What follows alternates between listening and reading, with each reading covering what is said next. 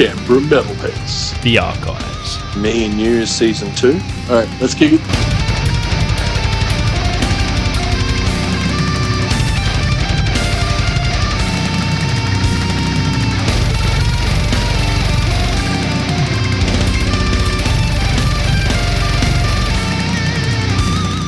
Welcome to Canberra Metalheads. You got Marky Malphas and the boys here from A Night in Texas. So from left to right we got Ethan Lucas, do vocals. And Angus Gasson, I play guitar. Cool. Alright, it's good to catch up and have a chat. It's your first interview, you were saying off the mic before, so Yeah. I'm glad to be the first guys to get you on at Canberra Metalheads. So kicking it off with the first Canberra metal podcast. Yeah, sick. Nice. So you midway through a tour at the moment. You mentioned before you got Melbourne tomorrow. How's it been cruising around, playing around Australia? It's been pretty good being back in the country. We've just did a European run, so it's been really good to play some Australian shows for the first time since January. So we played Brisbane and we've done Wollongong, and the shows are coming pretty well in Canberra tonight. So yeah, we're stoked to be back here, really. So Yeah. Yeah, right. good to play for a local crowd and see some familiar faces and stuff like that. So Yeah, definitely good to be back home playing music. that's it. Yeah, It's good. right. Keeps us And busy. obviously people will be able to hear the music in the background as well, a bit more atmospheric here. That's it for sure. Sure. Absolutely. What about yourself, man? How you finding travelling around? Oh, it's good. Really enjoying it. Love playing shows back home. Just happy to be back home playing music. Yeah. Yeah, I guess you're sort of like, it feels cleansing to just come back and just do an Australian thing, like familiar crowds, things like that. Yeah, Trying to definitely. get back to that safe place. Definitely, yeah. The roads are familiar and everything like that. Like we've done all. Signs are familiar. Yeah, exactly. We've done all these trips many times before. So in a way, it does feel like every show is the local show. Because you've got friends that come to every show, so it's really good. And bands you probably Exactly, played bands we with. played with before and that kind of thing. So that's a great thing about it, I guess. So Yeah, Yeah, definitely. No, it's definitely good to have you here. You played at the basement before, we were saying before. yeah, about 3 times I think. Yeah, so this would be our 3rd or 4th time at the basement if memory serves me correct. So Yeah, cool. yeah. No, is this the first time since it's been expanded and you've seen all the extra add-on? I definitely think so, yeah. Like, Ethan's been in the band for about 2.5 years now, so prior to that we had our old vocalist, so certainly it's the first time we played in Canberra in well over, 2.5 to 3 years, So so is this your first time here? Yeah, it's the first time playing in Canberra. Really looking forward to it. Should be good. Sick, man. good to play in the nation's capital, Yeah, that's it. Tick that off. That's right, yeah. Well, we've been, now that all the upgrades are done, this place has sort of been marked as one of the better venues to play. So at least we've got kind of the better venue in being the capital, kind of living up to the name a little bit. Yeah. It's like, there's not to say that there's not sick venues, man. There's so many, like through Melbourne and everything like that. Actually, just came back from Melbourne and we went to see a few gigs down there.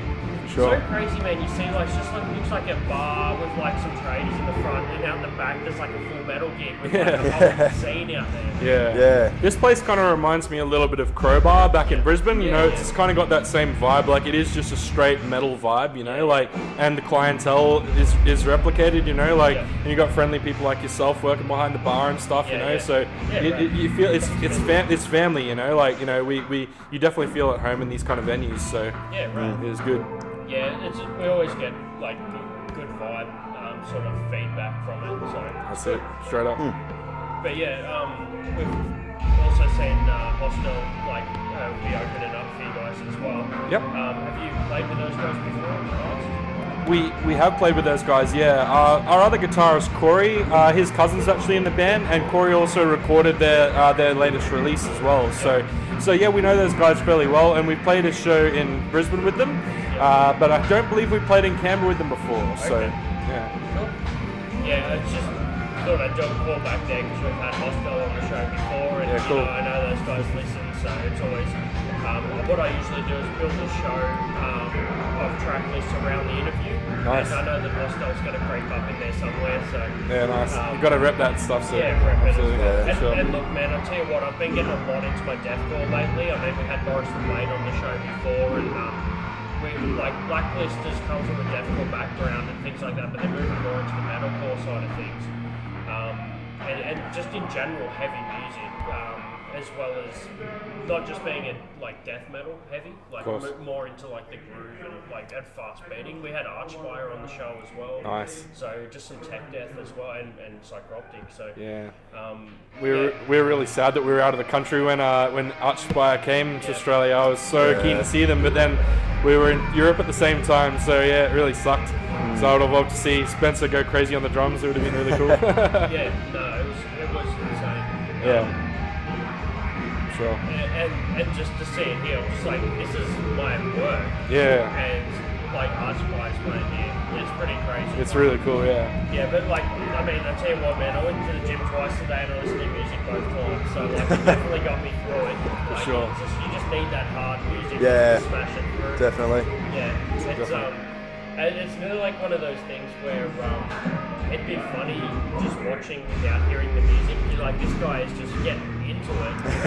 For sure. I've just got headphones on. That's it. It's nearly like you can sit back and go, I wonder what band that dude's listening to. Yeah, absolutely. Just those fast-paced drums and the kicks and stuff, you know, like it definitely it amps you up for sure. You got to listen to something fast at the gym. It definitely helps out. So Yeah, man. So you've been in the band for 2.5 years. We're saying around that. Yep. How are you finding the meshing with the band over like the time you've been here? Yeah, it's definitely been good. Definitely enjoyed the past 2.5 years. It's been awesome. Yep. Pretty well seasoned now, I'd say. Yeah. Yeah, but the guys have been good. Definitely good for me. Just been enjoying it. Really enjoying it. Having some fun travelling and stuff. Yeah. It's like going through Europe, like, you know, is that the first time you travelled internationally with the band?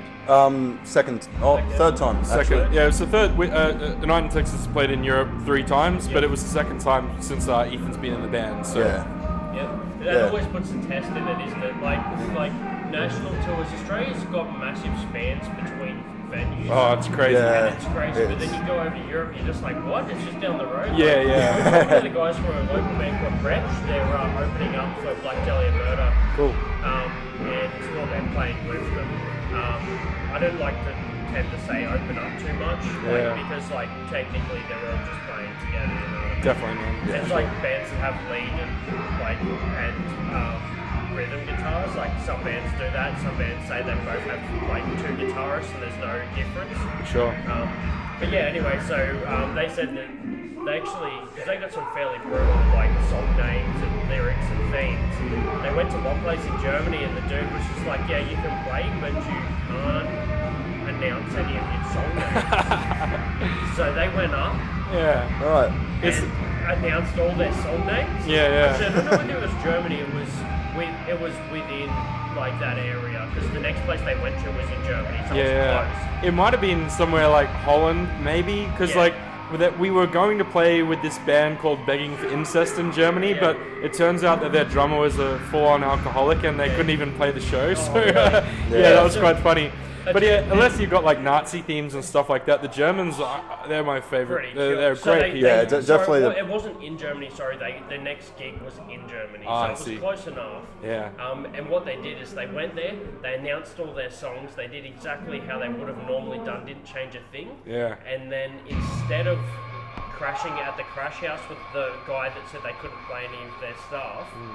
He owns the house they were sleeping at that time. So they pissed him off and then just got in their cars and drove like 16 hours to the next spot. Oh, fuck. Yeah. Well, sometimes when you are going through Europe, like it's good to do an overnight like that, but yeah, under those circumstances, I can imagine it wouldn't be the greatest idea. Yeah. It's just you're right. Like saying like the distances are like in Australia are crazy, and it makes it super difficult for like bands from international to come over here as well, because it's a considerable cost. You know, especially in Germany and stuff, you can travel 4 hours and you can play to another 300 people. You know, like whereas here, like it's just not possible to play to that kind of crowd. You know, especially with our style of music, I guess you could say so. But the thing is, like, I think it's like a bit of give and take. Like, you guys might not have as much following as like Metallica cover band. Yeah, of course. but the guys that are in here are moshing and going hard. Of course, it's like you condense that crowd into how many people here, and they just find that extra energy that the people that are watching Metallica cover band aren't gonna have. Of course, yeah. Like you don't watch the sort of like moshing in that you'd see for you guys. So. Yeah, absolutely. It's just a support that, playing original music is definitely not the easiest thing to do, especially starting out. But you've got to just, hit it hard. A Night in Texas has been playing around Australia for, about 7 years. And, it's taken us until the last 2 years to be going overseas and doing what we do. So if any, younger bands are out there listening, just keep going because, it's not easy to start off, but you've just got to keep going at it, push through it, yeah. Keep smashing the merch, keep putting new songs out and stuff like that. Play the shows that, you think might not be good and, you've got to build that profile and it's not an easy thing to do when you're starting out. That's very sure. Yeah, for sure.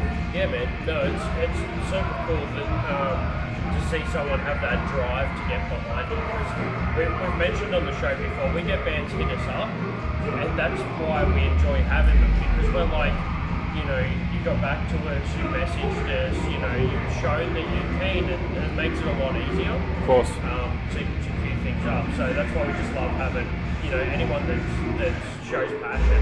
For sure. Yeah. And it's good to have a chat and, have more people out there, spreading the word really, because again, I guess the main difference between Australia and Europe, I guess you could say, is everywhere the road is a very beaten path in Europe, and there just is that infrastructure there to play shows and easily, but here, I don't want to say it's a bit more DIY, given that we're playing in a great venue. Yeah. But just in terms of promoting the shows and getting you, from A to B, that's the DIY part of it. That where those kind of things are generally taken care of for you when you're playing over there. So definitely the main difference, I would say. So this documentary comes up regularly on the show. We talk about. Have you seen The Story of Anthem? I have, yes. Yeah, I have seen that. And they play in this Eastern European place, venue. Yeah. And the dude's just sorry, we can't pay you, but my wife cooks good goulash. And he's just I don't want goulash, I want money. And he's just trying to pay him with food, man. It sounds typical. There are certain countries that you do play in.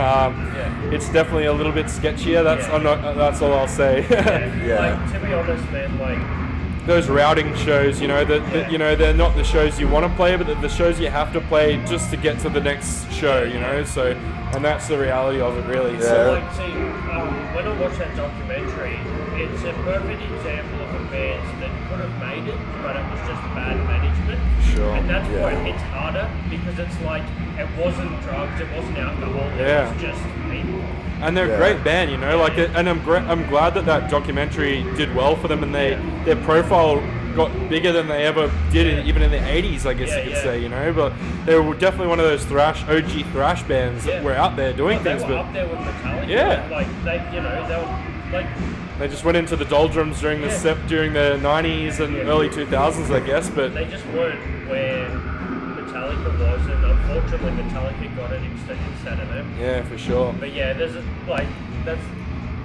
that's another callback to that documentary again. Yeah. It's just gonna keep coming up. I guess it's interesting when you think about those bands that have been doing things since the 80s, because I can think back on our career of 7 years, and this, approaching 10 years, but when you're thinking about 30 years, you're going to go through peaks and troughs of your career, so. Yeah, we got one of the OG guys here, he's actually lent me this mic, so shout out to Reggae from Reign of Terror, man. He used to own the metal venue in town before the basement. It was called Rockhaven, it was in Dixon. Oh yeah? And they played with Mayhem.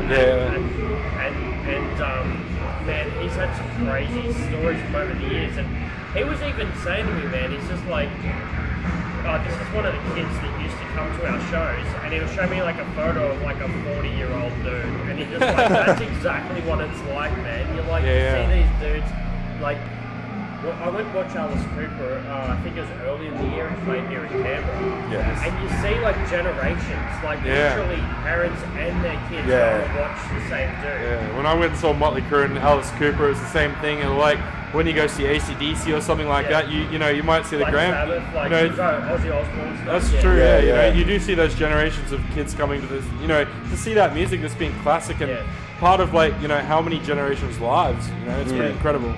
Crazy to see. It's crazy to think that it's not just the early metal. It's like now punk is at the point where there's generations that are saying, like, you can see the evolution. Soon, like, new metal will have like 2 generations of That's it. Even the deathcore kids are starting to have kids now, so you know, man. you'll have these psycho kids out there in another 15 years or whatever, going crazy to blast beats and stuff. I'm keen to see it, man. Like, it's cool when you see a good young band come in and smash it out. Like, definitely, makes all the difference. And like when you see bands like we're saying about having the younger generation, like King Parrot putting out like baby onesies and stuff as their merch. It's great. You gotta do as much as you can, but you know, as you said, you know, all the kids are having kids now. You know, it's just you know, it's definitely a good opportunity to sell some more merch, sell some different designs and stuff, whatnot. So, Ethan, you're saying before 2 years in the band, 2.5 years in the band. Before that, did you have any other projects that you're working on? Me and my mates, we recorded a EP with Corey, and just a few months after that, Corey hit me up asking me to join the band, but nothing too serious before this. Cool. Yeah, but sometimes we've mentioned before, it's good to have influence from other bands, but also like sometimes if you join with little influence, you kind of become the band. You know what I mean? Like your sound is what is around you. Yeah. So it's cool to like to have a bit of both as well. Yeah, definitely. Yeah, man. And it also happens with younger bands as well. Like we've interviewed bands that have. I keep saying me at the moment, I've interviewed bands that have been doing it for a long time, and most of the time they've been in 3 or 4 other bands, but like obviously in this scene it's sort of like, you know, it could be first, second, third bands, you know. This was definitely my first serious band, Yeah, that's a sick way to kick it off, man. It was awesome, like, never played a show before, and then just played 3 shows in Australia and then off to Europe. That's it. We always tell him how lucky he was that he didn't have to play all the shitty local shows and do the real hard slog that we all had to do, you know.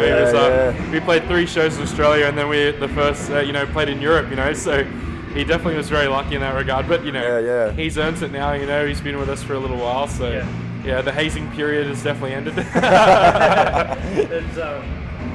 It'd be cool to watch the evolution of like the crowds as well compared to overseas. What do you think it's like comparing like Australian crowds? Being in the front, you probably get the best idea of it.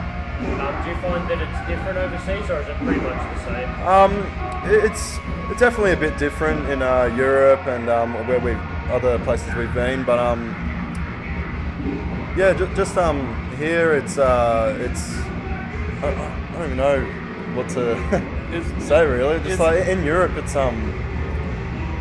just people go a bit more harder. Like they're definitely a bit crazier, I'd have to say. Like there's certainly exceptions, but you know, I think people are a little bit spoilt and maybe used to how to be at a show in Europe more than say anywhere here, because they just have so many bands go through. Like they're just spoilt for choice, and you know, and they're ready and willing to support bands as well, you know, with their money or their presence, you know, like they always will go out and buy merch and stuff, where I guess here, you know, just the lack of bands that do come through all the time, you know, this lack of, you know, maybe not as much moshing practice, I guess you could say. But I think, you know, people just do go crazy over there. They really support it really hard. No, it's good to hear that you're getting good support over there, and also like if you're an international band going over there, they're obviously going to go hard for you too, because they know sort of how much you've gone through to get there. Yeah, very true. It's good to hear that they're supporting it. Yeah. And supporting it by merch and stuff like that. Just like I did before. man, just grabbing as much. Speaking of which, we'll probably spin one of those tracks from the LP. That'd be great. After this interview, is there anyone in particular that you want to put on straight after? I don't know. It's hard to think of what my favourite song on the latest album was. We were all pretty much involved in writing the lyrics for it, and I really enjoyed writing the lyrics for it because it was, a lot of our previous music was about, religion and stuff. But no, just writing all the lyrics together, it was definitely was a lot. I don't know how you would. Not easier, but it was. It's a bit more collaborative. Yeah. We were able to vibe off each other and stuff. Yeah. But, if I was to think of one song off the album that I really do dig, I really like Population Extermination. Okay. I also really like Harvested as well. Yeah, Harvested's probably one of my favourite tracks as well. I'm Ethan. And I'm Angus. And we're from a night in Texas. And you're listening to Canberra Metalheads. Bianca, bam!